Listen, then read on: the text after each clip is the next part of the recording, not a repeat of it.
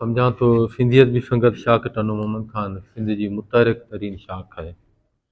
जंहिंजूं मुसलसल अदबी सरगर्मियूं हिकु वॾे उत्साह जो सबबु बणियल आहिनि।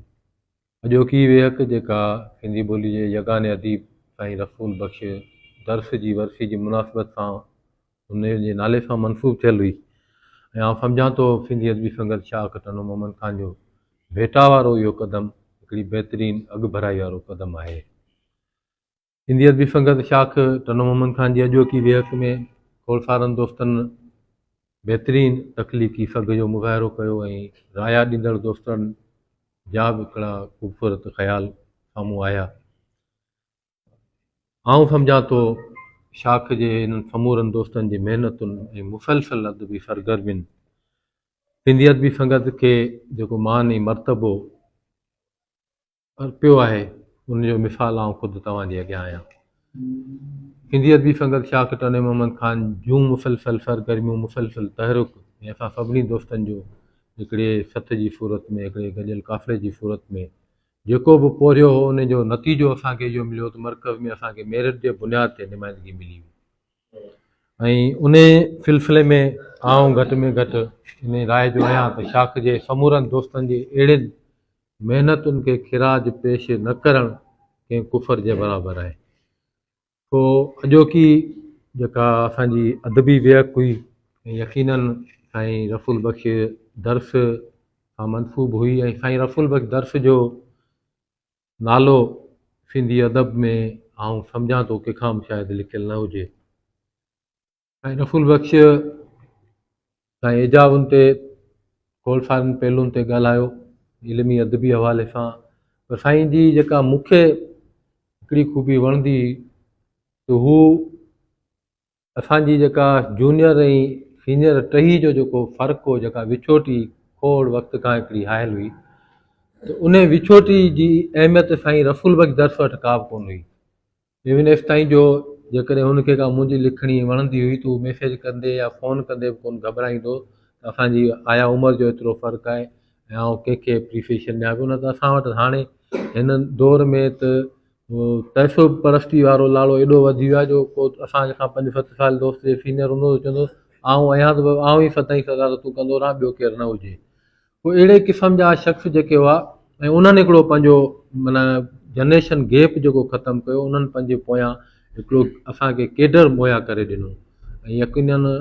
खोलसारा नसर ते लिखंदड़ माण्हू साईं रसूल बख़्श जे लिखणनि खां मुतासिर हूंदा। आउं ख़ुदि साईं जे सवानी खाकनि खां मुतासिर रहियो आहियां। रिहाण हिरन खान जो जेको सवानी खाकनि जो किताबु ॾाढो शानदारु ऐं किताबु शानदार अदबी उनजो पोरियो हो ऐं साईं रसूल बख़्श जे हवाले सां आउं सम्झां थो त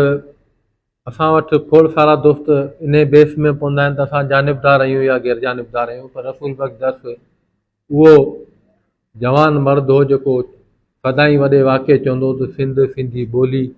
ऐं सिंध धरती जे हवाले सां असीं कतई गैर जानिबदार न हुआसीं न रहंदासीं। असीं जानिबदार आहियूं, पंहिंजी धरती जे लाइ जानिबदार आहियूं, पंहिंजी धरती जे माण्हुनि जे लाइ जानिबदार आहियूं, उन्हनि जे हक़नि उन्हनि जे मसइलनि जे लाइ जानिबदार आहियूं ऐं पंहिंजी ॿोली ऐं अदब जे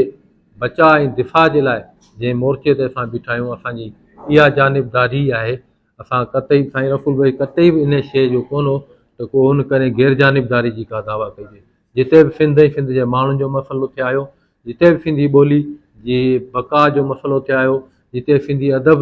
जे मयार जो मसइलो थिए आयो, उते साईं रसूल बख़्श दर्स सिंधी ॿोली इल्म अदब जो हिकिड़ो बहितरीनु सफ़ीर थी साम्हूं आयो ऐं तॾहिं आउं सम्झां थो त साईं एजाज़ जी ॻाल्हि कई त न रुॻो असांजे आम समाज में, पर जॾहिं अदीबनि जी रसाकशी शुरू थी हुई त माना सरकारी सतह ते असांजूं जेके अदबी तनज़ीमुनि जा मामला जॾहिं कोर्टनि में पहुता त सिंध हाई कोर्ट जी सर्किट बेंच क्याकड़ी वारो किरदारु अदा करण जे लाइ रसूल बख़्श दर्स खे ऑफिशियली लेटर कढी मुक़ररु कयो त अदीबनि जा मामला अदीब वेही पाण में हल कयो। ऐं आउं सम्झां थो इहे जेके एज़ाज़ आहिनि इहे तारीख़ जा हिकिड़ा ख़ूबसूरत ऐं शानदार एज़ाज़ आहिनि। रसूल बख़्श दर्स रुॻो आम माण्हू कोन हो, रसूल बख़्श दर्स हिकिड़ो बहितरीनु क़ौमी कारकुन हो, रसूल बख़्श दर्स हिकिड़ो बहितरीनु अॻवान हो, रसूल बख़्श दर्स हिकिड़ो बहितरीनु महिमान नवाज़ हो, हिकिड़ो बहितरीनु दोस्त हो ऐं आउं सम्झां थो हिकिड़ो बहितरीनु शफ़ीक़ पीउ हो जंहिं पंहिंजे इल्मी अदबी पोरे जे पोयां बि हिकिड़ो पंहिंजो जेको बंदि आहे, जेको पंहिंजो हिकिड़ो बाब आहे, उनखे खुलियल रखियो आहे, हिकिड़ो रस्तो हुन खुलियल रखियो। ऐं यकीनन अहिड़ियूं शख़्सियतूं तारीख़ में जेको बि पंहिंजो किरदारु अदा करे वेंदियूं आहिनि, उहो किरदारु